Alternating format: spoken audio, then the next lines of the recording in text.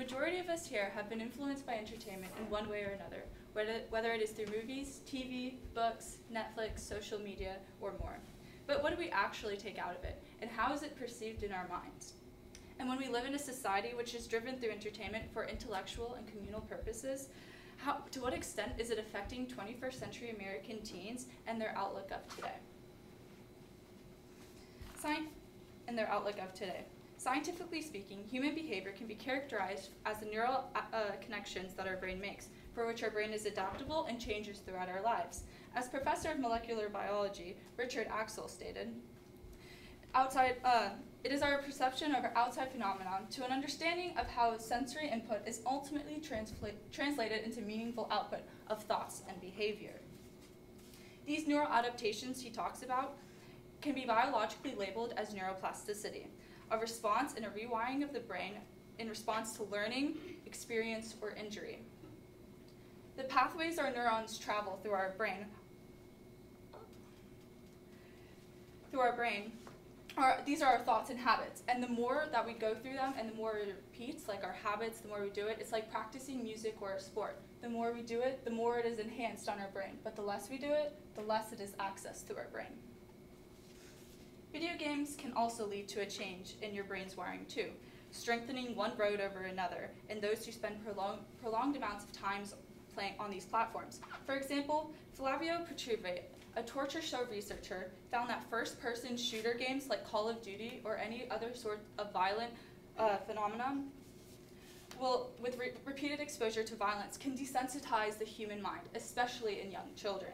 For this, emotional and attentional processing is lowered, as well as poor emotional responses and little empathy and aggressiveness in children. So the more children are playing these aggressive games, the more they think that it's okay to do it, and it's not okay. However, the future provides a whole new world of complex problems where situations and environments can become even more lifelike, like video games offer. One instance of this advanced media or technology comes from MIT graduates Gershon Dublin and Joseph A. Paradiso. They use their newly developed Doppler radar to create sensors that are placed in spaces that can enhance sound systems, temperature, motion, and more. So we can take entertainment that we know today and develop it to a new process which will change the perception of how people live and where they work. This development allows a new branch where they change the way they see, hear, think, and live. The future also holds a vast amount of space and time where further developments can be made.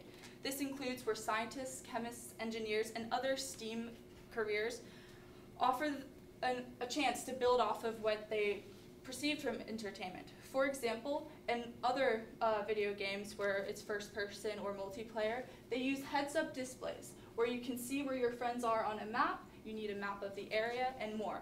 Google is using a similar thing today based off of what you've seen in these past games. And the University of Washington is also using one where they develop glasses with an 8x8 pixel radar so you can bring the internet to your glasses. Additionally, motion sensor technology from Tom Cruise's 2002 movie Minority Report shows the viewers were interacted with the touch-sensitive multiple surface computers. Today, in 2004, Nintendo DS created something similar to this with the touch pad screen as well. And Microsoft Kinect with the visual thing so they can calculate your movements and translate it into a scene based off of motion sensor technology, as well as Xbox in 2010. Many of these developments are based off the creators which they have been exposed to in the past. So essentially children of the 21st century are affected by this excessive use of entertainment, whether it be the development of skills from unique repetitive tasks, or the changing perception of how society is supposed to be to their ability of today's entertainment to motivate them to change the future. To begin to create more positive outcomes, large quantities of harmful, desensitizing, violent information needs to be censored for young children, and they need to be moderated the amount they are consumed. However, with these two solutions, children always find an access the things that they're not allowed to. We've all had experiences of this when we were young. So what we need to do is, but with this, a more positive thing is with the spatial and creative development that these entertainment platforms will provide us with an improved memory and perception, as well as innovative outlets of ideas. But these are highly unlikely because a lot of children do not want to think too much while they're playing a game, for it is more of a leisure activity to them. So overall, entertainment gives people an opportunity to be exposed to sandboxes of creativity, offering them outlets to improve brain function and memory. Thank you. Thank you. I do have two questions for you. Was there evidence that you wanted to find that you couldn't find, and what ways did you go about looking for it? Yes, it was more of media such as like finding actual statistics of like children that have actually been percentages of children who play these games and like what happens to them, because there's not really a lot of information out there that actually tells the story one-on-one with a child that actually has gone through this. All right. And what advice would you have for other researchers doing this in the future?